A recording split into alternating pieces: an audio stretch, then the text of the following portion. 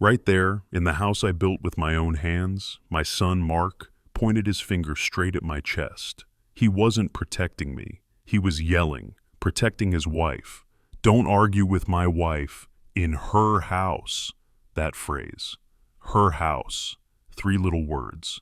It was like someone took a sledgehammer to a load-bearing wall I'd spent my whole life building, and the whole structure just groaned. I felt a coldness creep right up my spine, the kind of deep-body chill that has nothing to do with the Texas weather. It was the cold of being erased.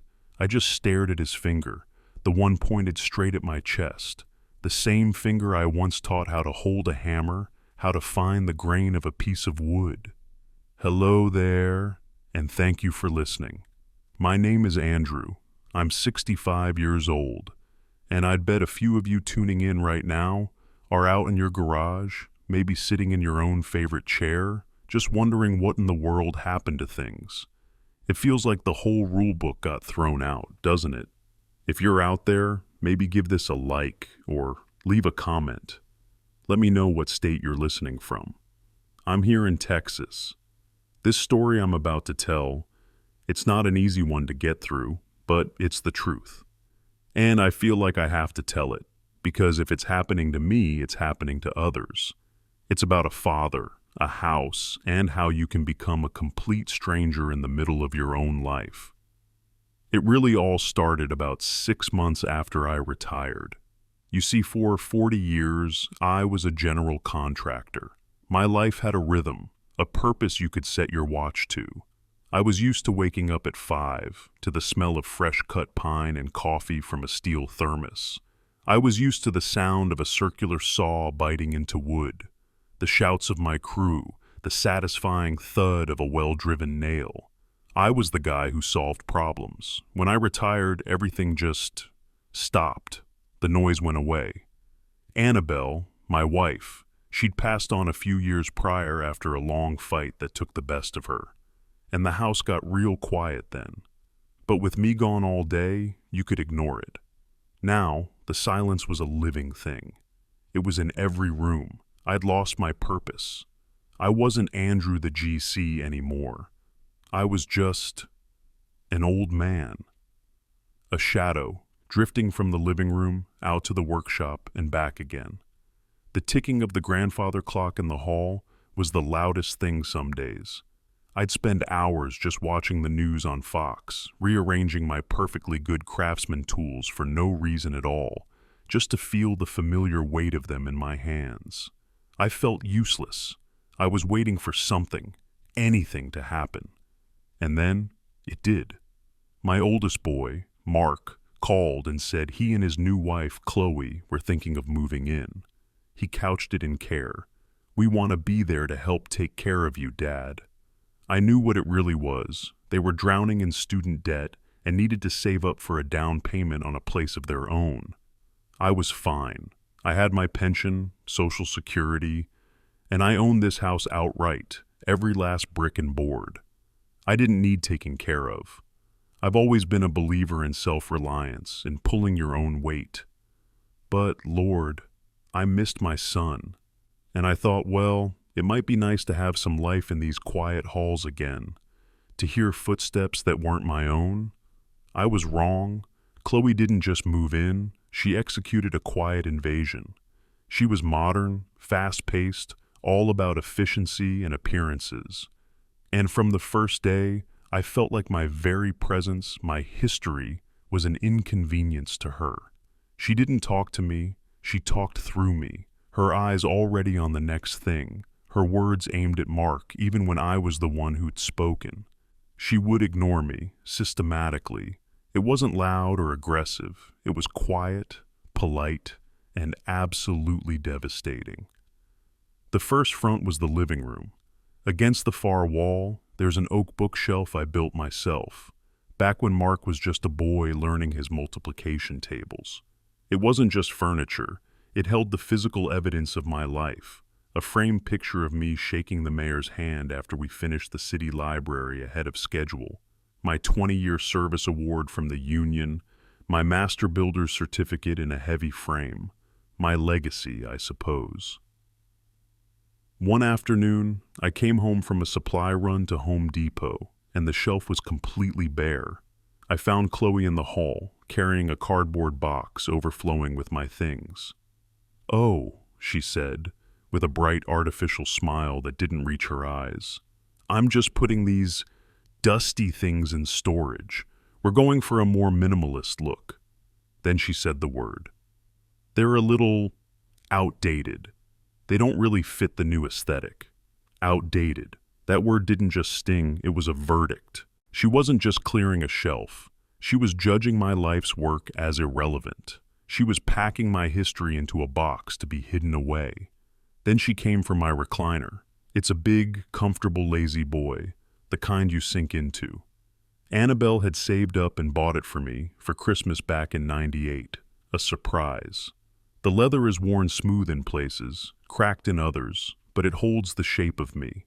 It's my command center, my spot for watching the Cowboys get their hearts broken on NFL Sundays. Chloe wanted it gone. "It just ruins the lines of the room, Mark. It's an eyesore," she said to him, right in front of me as if I were deaf or simple. And Mark, my boy the engineer, who I used to watch westerns with from that very chair, he just nodded. "Chloe's got a point, Dad. It is pretty beat up. We should get something more modern." I didn't say a word. I just sat there, my hand on the worn leather arm, feeling just as worn out and ready to be thrown on the curb as she thought it was. They started talking over me about color schemes and accent walls, about dinner parties they would host, and I just sat there, completely invisible. That evening, I knew I had to try. I found Mark in the kitchen, scrolling on his phone. The light from the screen made his face look pale and distant. "Mark," I started, keeping my voice even, "your dad doesn't... I don't think it's right for..." He didn't even look up. "Dad, I'm busy right now. Can this wait?" Just then, Chloe walked by, a glass of wine in her hand. She gave me this quick, dismissive glance, a look that sized me up and found me lacking. "You should get some rest, Andrew. You look tired." And that was their method. A perfect team. It wasn't a fight. It was an erasure. They didn't argue with my points. They just created a world where I couldn't make them in the first place. I walked back to my room and closed the door, feeling a knot of anxiety tightening in my chest. I wasn't the man of this house anymore. I was becoming a tenant on thin ice. I have a small workshop in the backyard. It's more than a shed. It was my sanctuary. The smell of sawdust and machine oil. The perfect, predictable order of the tools hanging on the pegboard. It was the only place left where the rules still made sense, where I felt like I was still myself. Wood does what you tell it to do. A level is always level. It was my escape from the confusing, shifting dynamics inside the house. My own mother had left me an old wooden rocking chair when she passed. It wasn't worth much, but it was hers. One of the legs had cracked years ago. I decided I was going to fix it, make it right again. It felt important. I was carefully sanding down a new piece of oak, checking the tenon joint I'd just cut, when the workshop door creaked open. It was Mark and Chloe. I looked up, a genuine smile on my face for the first time all week, ready to show my son the craftsmanship, the way a good joint should fit without a single nail. But before I could speak, Chloe just laughed. It was a short, sharp sound, completely without warmth or humor. "Oh my God," she said, looking at the chair and then at me. "You're still keeping that thing? You should just throw it out. This isn't a junkyard." A junkyard. The word hung in the air, thick as dust. I looked down at my hands, covered in the fine powder of good, honest wood. These hands built the very foundation she was standing on. These hands put food on the table for the boy standing next to her.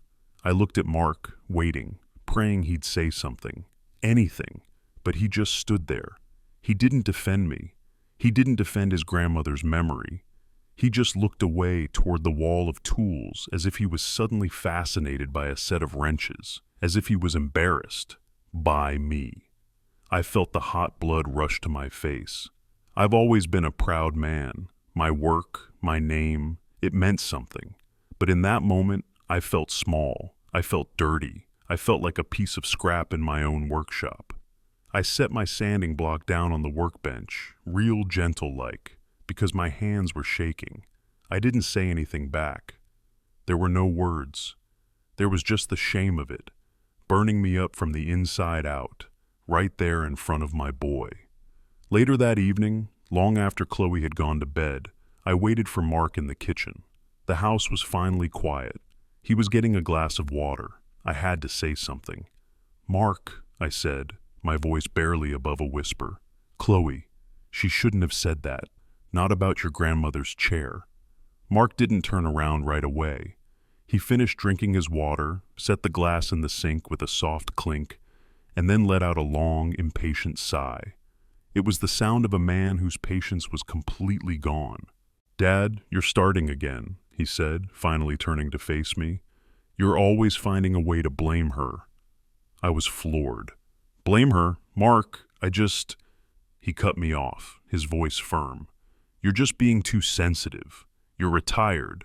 You've got too much time on your hands, so you sit around and make things up. Chloe is trying to make this house look nice for us, for the future. You should be trying to support her, not undermine her."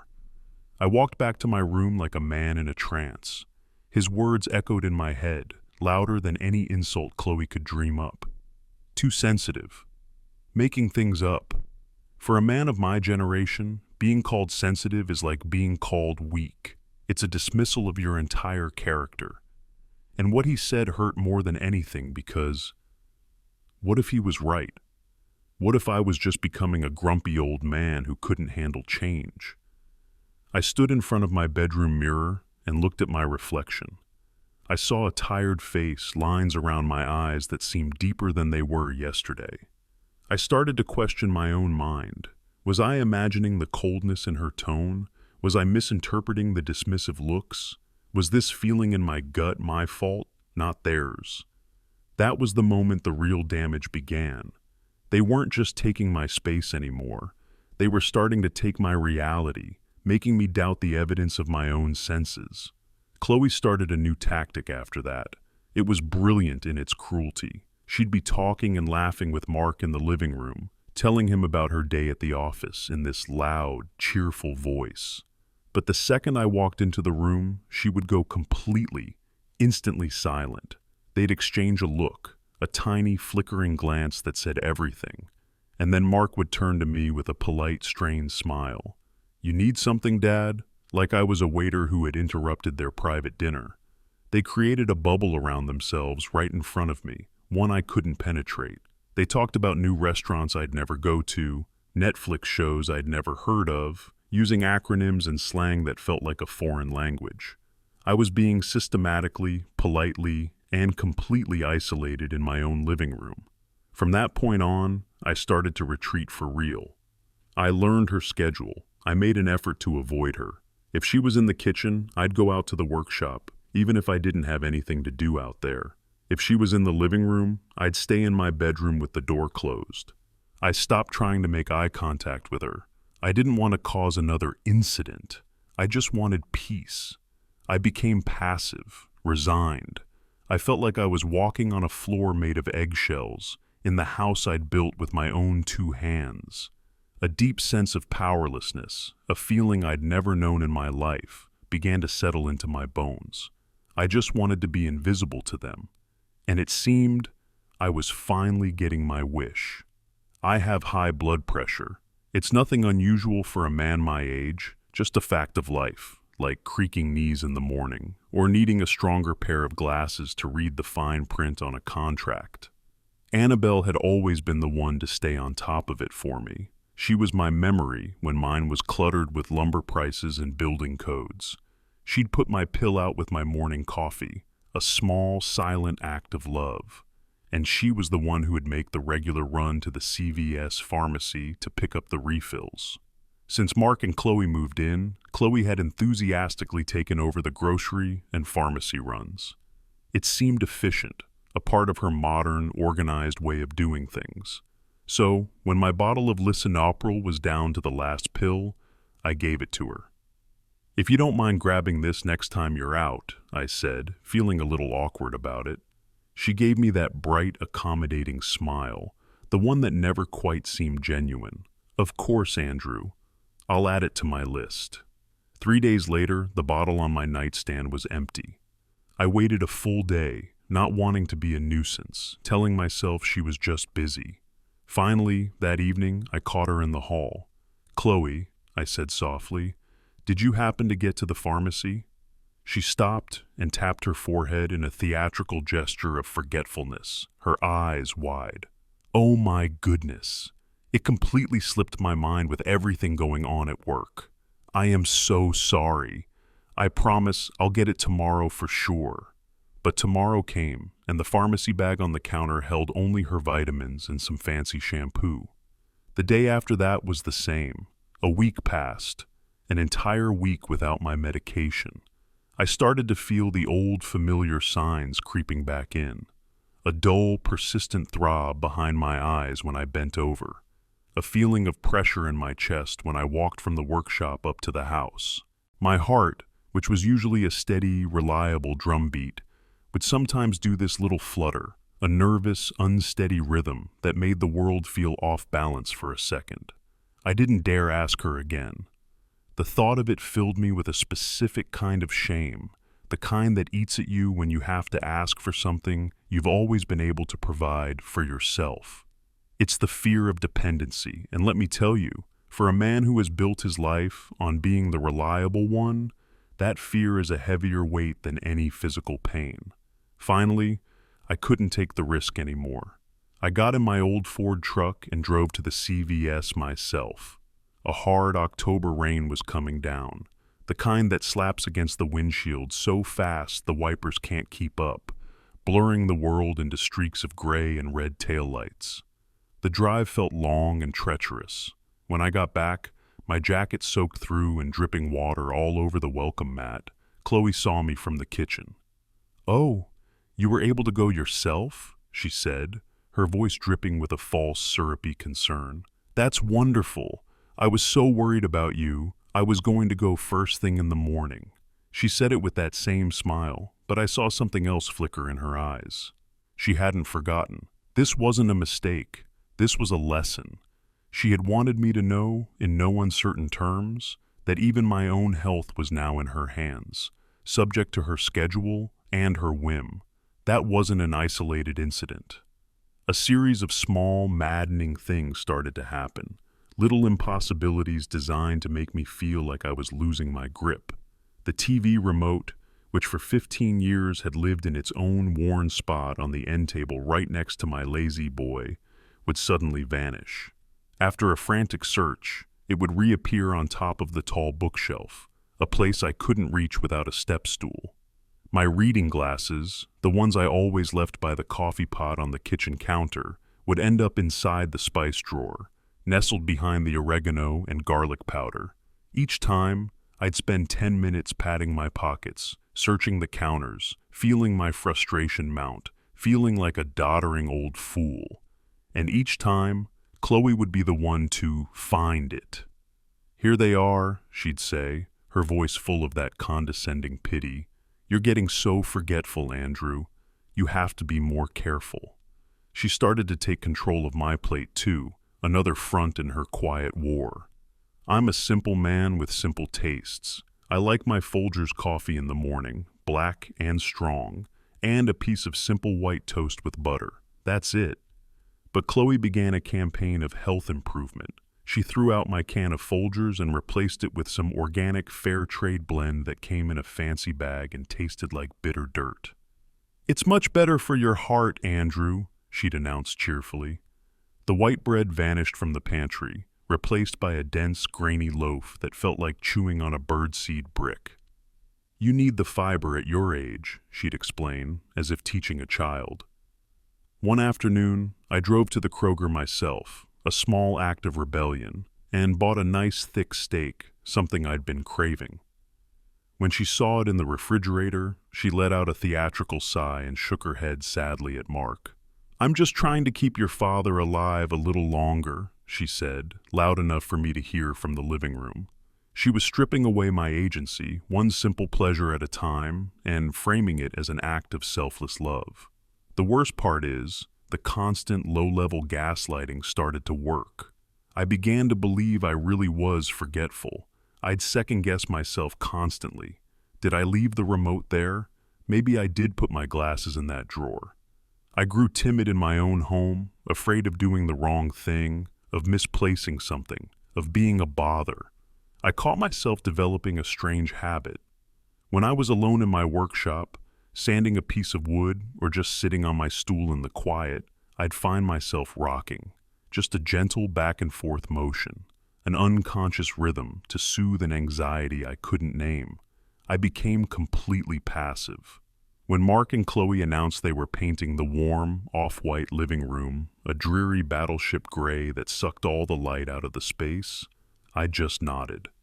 When they played their loud, thumping music so late I couldn't concentrate on my book, I didn't complain. I just quietly got up and closed my bedroom door.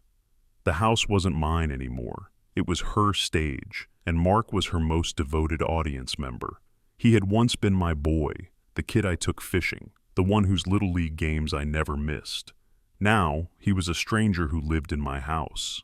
He and Chloe spoke a private language, full of inside jokes and shared glances I couldn't decipher. And I would just sit there in my worn-out chair, invisible, listening to the silence they built around me.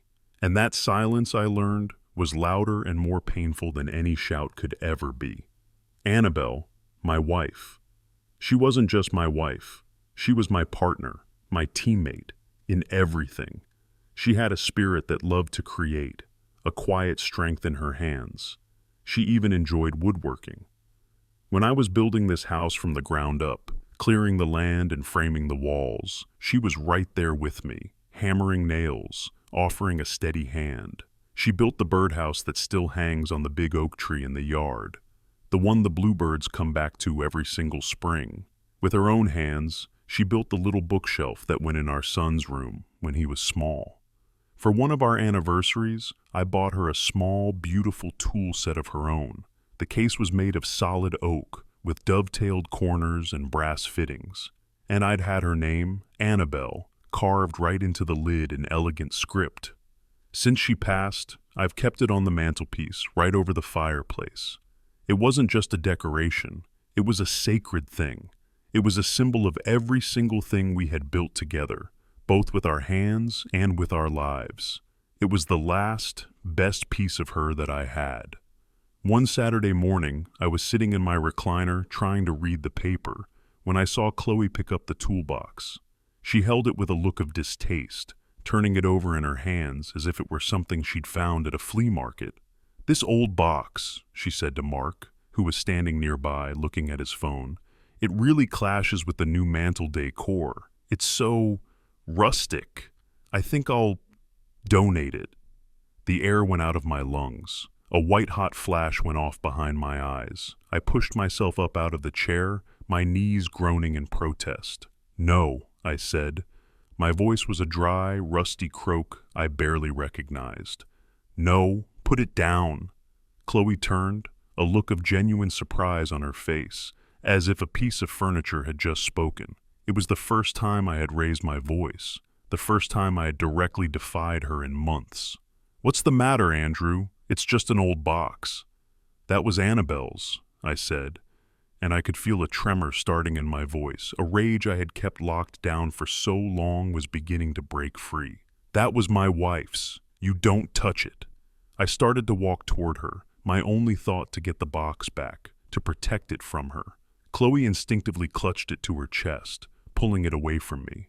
"Why are you being so dramatic?" she said, her voice turning sharp.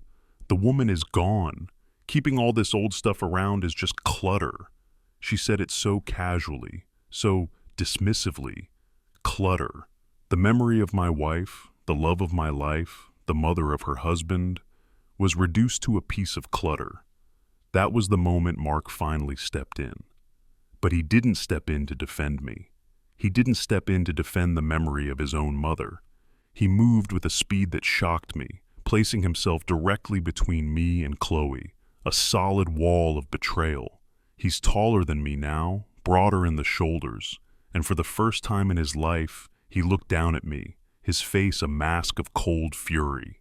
"Dad," he said, and his voice was hard, a low growl I'd never heard from him before. And then he did it. He raised his hand, his index finger stiff and straight, and he pointed it right at my chest. "Don't you argue with my wife," he shouted. The sound exploded in the quiet room, a sonic boom that seemed to rattle the pictures on the wall and the teeth in my head. "Don't you argue with my wife in her house." In her house. Those 3 words didn't just hit me. They broke me. It was worse than any physical blow could ever be. It was a complete and total public humiliation delivered by my own son. This house, the one where I'd sweated and bled over every 2x4, the home where I'd brought him back from the hospital wrapped in a blue blanket, the very room where I had held Annabelle's hand as she took her last peaceful breath, was now her house. In that single brutal moment, I was no longer a father. I was a trespasser, an intruder in my own life. I stared at the finger he had all but jammed into my chest. I looked up at my son's face, contorted with a rage that was not his own, but hers. I didn't recognize the man standing in front of me. He was a stranger. I didn't say another word. There was nothing left to say. All the fight went out of me, replaced by a vast, hollow emptiness. I just took a step back, and then another. I turned my back on him, on her, on the sacred box she still held in her hands. I walked straight to the back door, out onto the porch, and toward the only place I had left, my workshop. Behind me, I heard a sound that will haunt me for the rest of my days, a sound that has replayed in my mind 1,000 times since. It was Chloe's soft, triumphant little laugh. It wasn't loud. It was quiet. It was victorious. It was the sound of my world collapsing. I pulled the workshop door shut behind me and just stood there, in the familiar, comforting smell of sawdust, my chest feeling like a hollowed-out cavern, completely empty of everything but pain. I stumbled into my workshop and slammed the door shut. The solid thud of the old wood door echoed in the small space, a sound of finality. I leaned my back against it, breathing hard, my chest heaving not from exertion, but from a profound, soul-deep shock. It was as if I had just run from a burning building, escaping with nothing but my own life, my workshop. I looked around the familiar space, my eyes taking in the quiet order of it all. The familiar smell of grease, metal, and old wood filled my lungs. The neat rows of tools hanging on their pegboard hooks, each in its proper place. My saws, my drills, my levels. This was the only room left in my world where logic and order still existed. This was the only place left where I still felt like me. I sank down onto a dusty wooden stool, the one I'd used for 40 years, and just sat there. I don't know for how long. The sun dipped below the roofline of the house, casting long shadows across the concrete floor. It could have been minutes. It felt like hours. I stared out the grimy window, looking at the back of the main house. The anger that had flashed through me earlier was gone now, burned out, leaving behind only a cold, vast emptiness. And in that emptiness, a memory surfaced, sharp and unwelcome. I thought back to the Great Recession, back in 2008, 2009. I was at the height of my career then. My business was solid, but I saw good men, strong men, contractors, and tradesmen I'd known my whole life lose everything. I saw them lose their jobs, then their trucks, then their homes. I saw a master carpenter I respected, a man named Bill, cry like a child as the bank put a foreclosure notice on the door of the house he had built with his own 2 hands for his family. They lost more than just property. They lost their dignity. They lost their sense of self-worth right along with the house. I had witnessed that up close, the way a man could be hollowed out by losing the one place on earth he was supposed to provide and protect, and it had put a fear in me that I never forgot. I remembered coming home one of those evenings, the weight of the world's uncertainty on my shoulders, and pulling Annabelle into my arms right there in the kitchen. I held her tight and I said to her, "I swear to you, Annie, we will never lose this house. No matter what happens, I'll do whatever it takes." And I did. I worked twice as hard. I took on jobs no one else wanted, driving hundreds of miles for a contract, working weekends, holidays. I did everything I could to pay off that mortgage, to own our home free and clear, to build a fortress against the chaos of the world. And I kept my promise. This house wasn't just wood and nails and bricks to me. It was that promise made solid. It was my family's security. It was my legacy. And now, sitting on a stool in my cold workshop, I was losing that very house, not to a bank, not to an economic disaster or some act of God. I was losing it to my own son.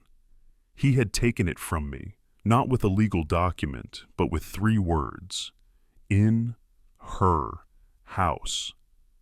And in that moment, a hard, painful truth settled in my gut. I had been so afraid of being a burden, so afraid of being seen as outdated or difficult, so terrified of being left completely alone in that big, quiet house that I had let them walk all over me. I had quietly accepted their disrespect, their condescension, their psychological games, as the price I had to pay for not being alone.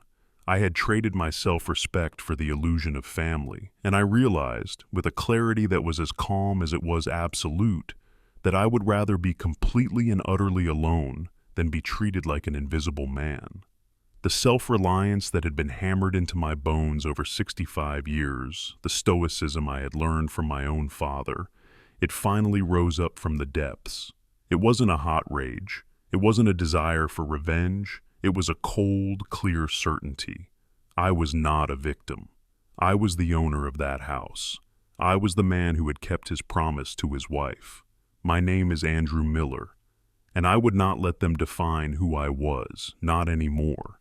My body moved before my mind had fully caught up. I stood up from the stool, my back aching from sitting so long. I didn't punch the wall. I didn't throw a tool. I walked over to my workbench, and sitting there, where I must have placed it without even realizing, was Annabelle's oak toolbox. In the chaos of leaving the house, my hands had instinctively reached for it, the one thing I could not leave behind. I set it gently in the center of the bench. From a drawer, I took out a clean, soft cotton rag and my bottle of linseed oil. I poured a small amount onto the rag, and I began to carefully, methodically, wipe down the wooden box. I worked the oil into the grain, moving with the lines of the wood, a slow, deliberate motion, back and forth. With every wipe, I wasn't just cleaning away years of dust. I was wiping away the humiliation, wiping away the shame. The only sound in the workshop was the soft, rhythmic whisper of the cloth against the wood. And when I was finished, the oak gleamed under the single bare bulb of the workshop, its deep, warm color restored. And I knew exactly what I had to do. I slept in the workshop that night. I pulled out an old army cot I kept for emergencies and found a dusty sleeping bag. The thin mattress did nothing for my old back, and the air grew cold before dawn, but my mind was clearer and more peaceful than it had been in months. I didn't toss and turn. I slept. And then I waited. I waited until the sun was fully up on Monday morning. I listened for the familiar sounds from the house, the garage door groaning open, the sound of Chloe's car starting, followed by the deeper rumble of Mark's truck. I heard them pull out of the driveway and head down the street, off to their important jobs, off to the world where they were in charge. The house fell silent, but this time, it wasn't the haunting, lonely silence of the past few months. It was the silence of opportunity. I gave it another hour, just to be sure, watching the clock on the workshop wall tick by with excruciating slowness. Finally, I walked back into the house. It felt strange, like I was an intruder myself. I went straight to the old landline phone on the kitchen wall, the the one Chloe never used. I dialed a number I knew by heart. "Mike's locksmith," a gruff voice answered. "Mike," I said, "it's Andrew Miller." There was a pause. "Andy? Well, I'll be. How you doing, old man?" "I'm good, Mike," I said. "Listen, I need a favor. I need you to come over and rekey every lock on my house, front door, back door, side door, all of them." I didn't offer an explanation. I didn't need to. My voice was calm and level, the same voice I'd used for decades to order 2 tons of gravel or a pallet of drywall. "And Mike, I want the best you've got. The kind you can't pick, you can't bump. The kind that keeps people out." The 20 minutes I had to wait for Mike to arrive felt like the longest 20 minutes of my life. I couldn't sit still. I paced the living room, from the window to the fireplace and back again, my boots making soft, restless sounds on the hardwood floors. My heart was hammering against my ribs. What if they forgot something and came back? What if Chloe decided to come home for lunch unexpectedly? The thought sent a jolt of panic through me. I found myself peering out the front window every 30 seconds, scanning the empty street. I felt like I was doing something illicit, something wrong. But at the same time, a deeper part of me knew, with absolute certainty, that this was the only right thing to do. My independence, my very right to exist in my own home, was on its way in Mike's big white van. Finally, the van pulled into the driveway. Mike got out. He's a man of few words, like me, a tradesman who lets his work do the talking. He gave me a long look, a silent question in his eyes, but he didn't ask it. He just nodded, opened his toolbox, and got to work. I stood there on the porch and watched him, the high-pitched whine of his drill biting into metal, the methodical turn of his screwdriver. These were the sounds of change, the sounds of taking back control. He expertly disassembled the old lock set on the front door, the one that Mark and Chloe had a key for, and tossed the pieces into a bucket. And in its place, he fitted a new one.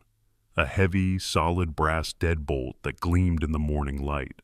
Mike worked his way around the house, from the front door to the back, and then the side door leading from the garage. When he was done, he wiped his hands on a rag and handed me a small ring with 3 brand new keys on it. Just 3. "You're all set, Andrew," he said. I paid him in cash, adding a generous tip. "Thanks, Mike. I appreciate you coming so fast." He just nodded again and drove away.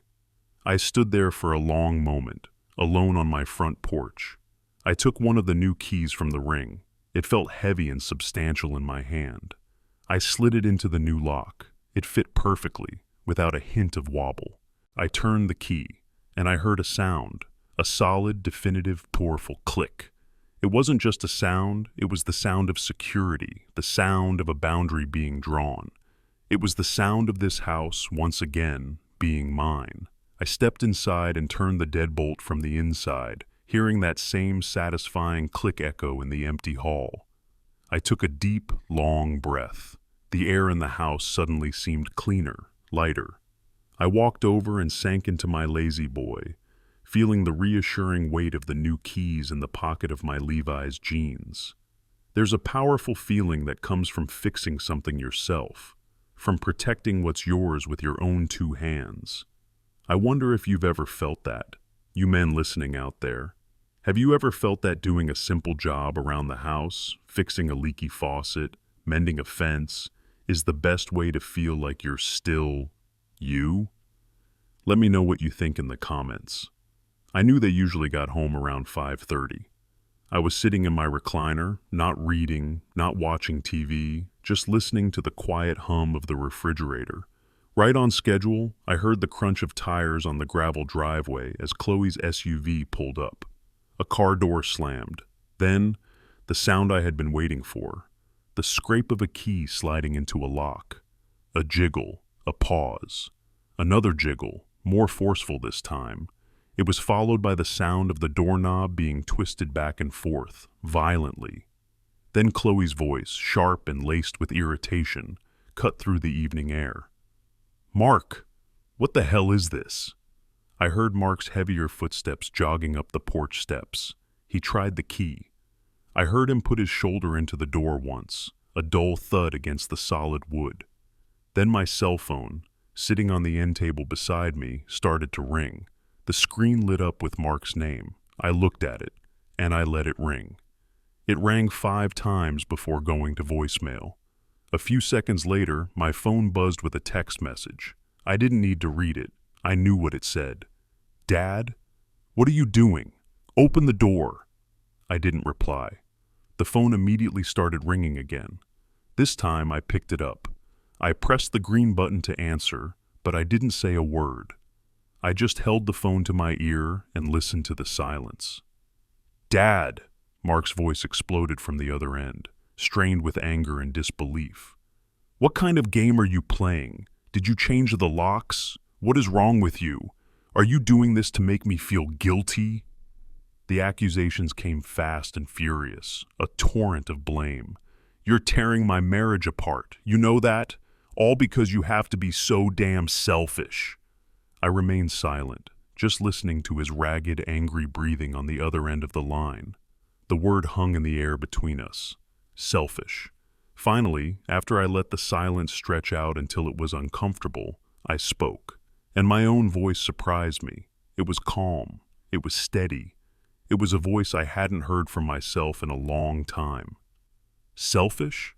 I repeated the word, not as a question, but as a statement of fact to be examined.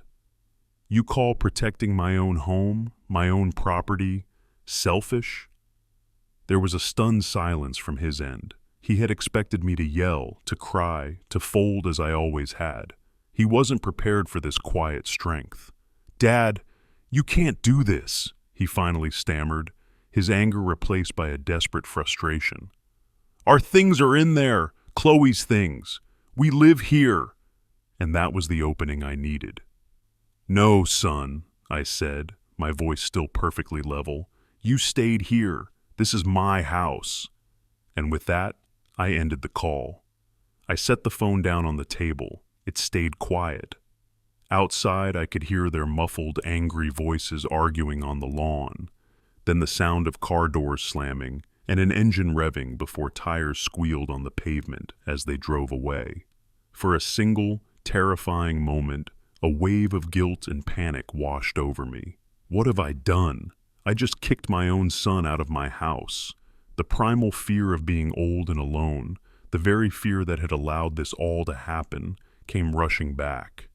Was I being unreasonable? Had I overreacted? Was I really being selfish?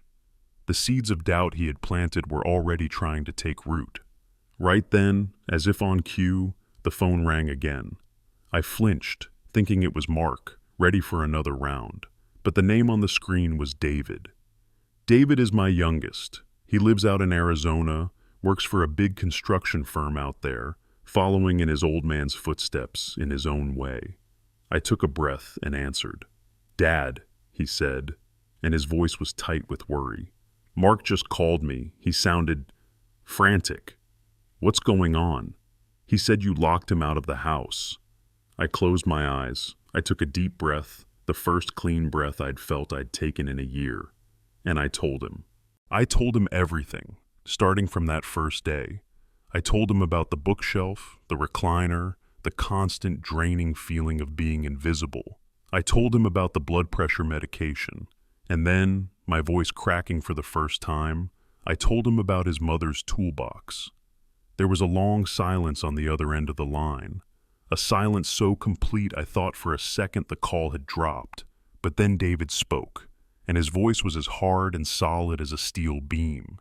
"Dad," he said, "you built that house. You built the company that paid for that house. You deserve to be treated with respect in your own home." And that's when the dam broke. Tears started to well up in my eyes, hot and sudden. It was the first time I had cried since Annabelle's funeral. It was the release of a pressure I didn't even know I was holding. "Don't you let them treat you like your opinion doesn't matter," David continued, his voice firm, leaving no room for argument. "Don't you let them for a second. You did the right thing, Dad. 100%. When I hung up the phone a few minutes later, I didn't feel alone anymore. The validation, the simple, powerful act of being heard and believed by the son who respected my legacy, it was a stronger fortress than any brick wall I could ever build. Mark and Chloe spent that night in a hotel. I knew because Mark sent me a string of angry texts about the cost. The next morning, he came back alone. I heard his truck pull into the driveway. A few moments later, a sharp, insistent knock on the front door. I went to the door and looked through the peephole. It was him, all right. He looked exhausted. His shoulders slumped, but his face was a tight mask of anger. I took a breath, slid the deadbolt open, and opened the door just a few inches, leaving the security chain engaged. The brass chain glinted between us. "Mark," I said, my voice even. He tried to push the door open, but the chain held firm. "Dad, this is ridiculous." "Enough," he said, trying to sound like the reasonable adult in the situation. "Look, I'm sorry, okay, for yelling, but you have to try and see things from Chloe's perspective. She's young, she has her own way of doing things." He still didn't get it, not at all. "And you have to admit," he went on, his voice taking on a whiny, defensive tone, "you can be a little set in your ways. You're a bit old-fashioned, and it stresses her out." I looked at my son through the narrow opening. He was apologizing, but he was still blaming me. It was my fault she was stressed. My fault she was cruel. "Old-fashioned?" I asked, my voice dangerously quiet. "Or do you mean experienced? Do you mean a man who knows the value of things?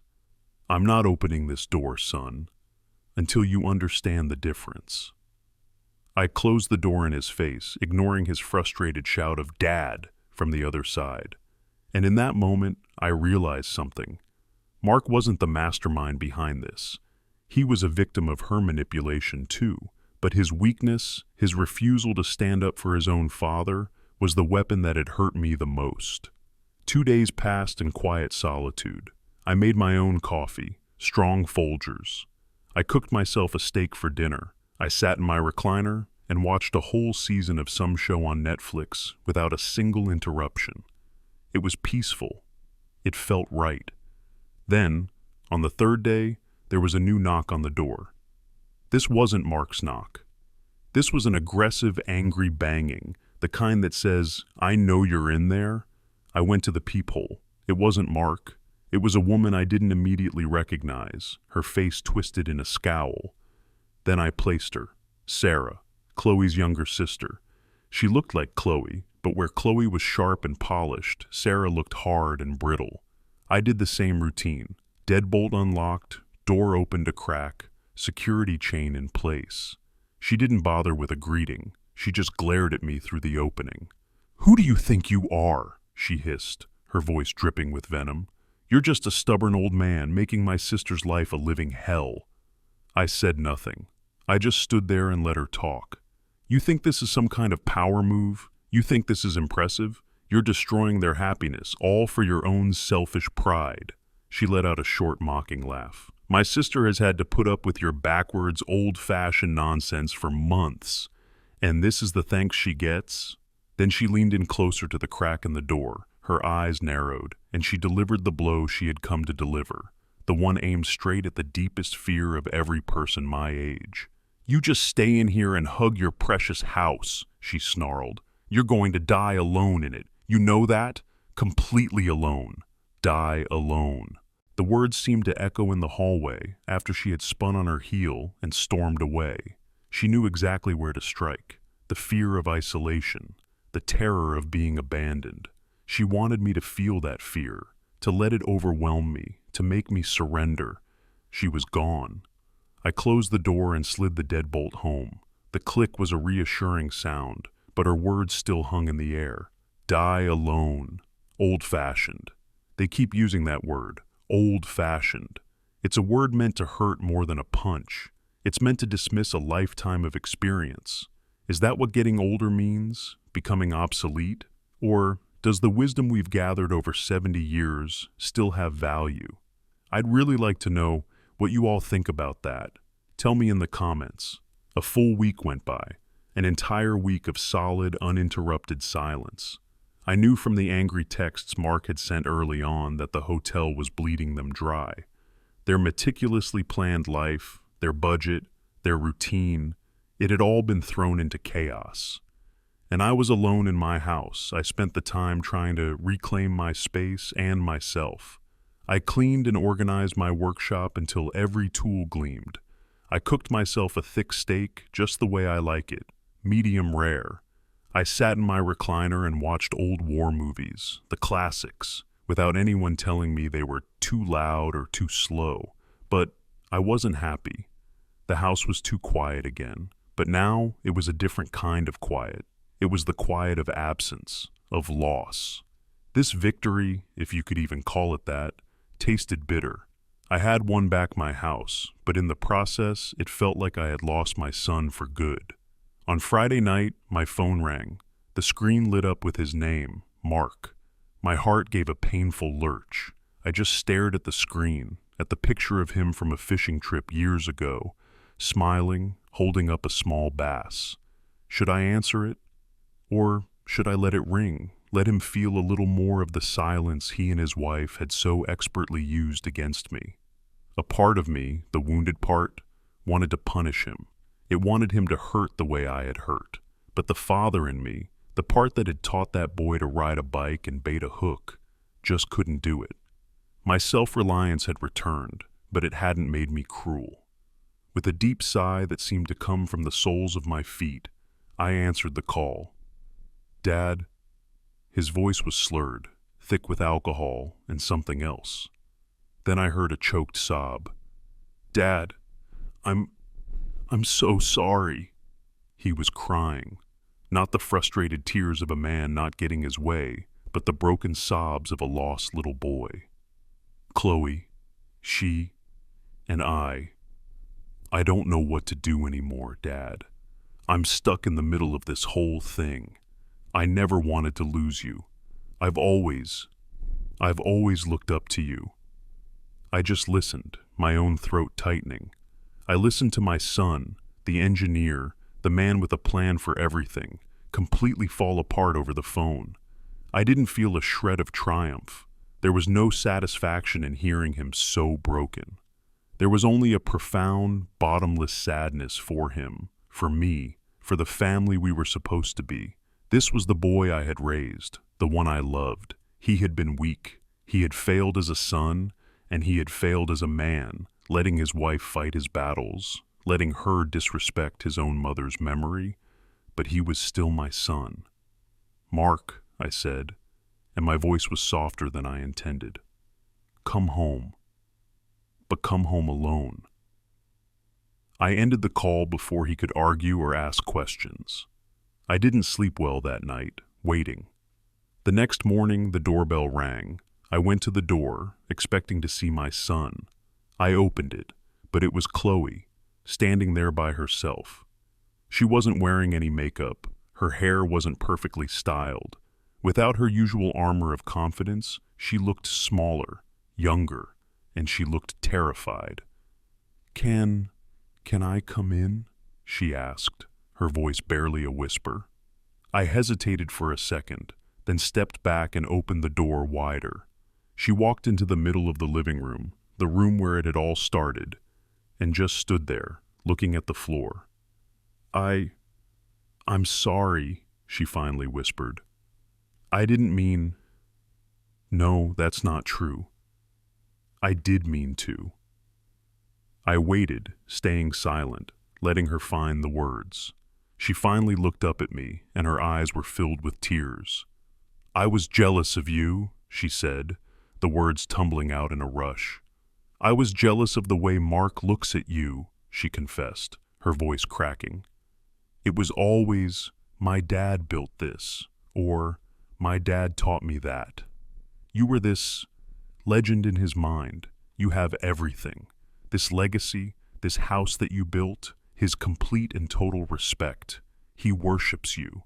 She took a ragged breath. She told me about her own father, who had left when she was young, and about a messy first marriage that had shattered her self-esteem.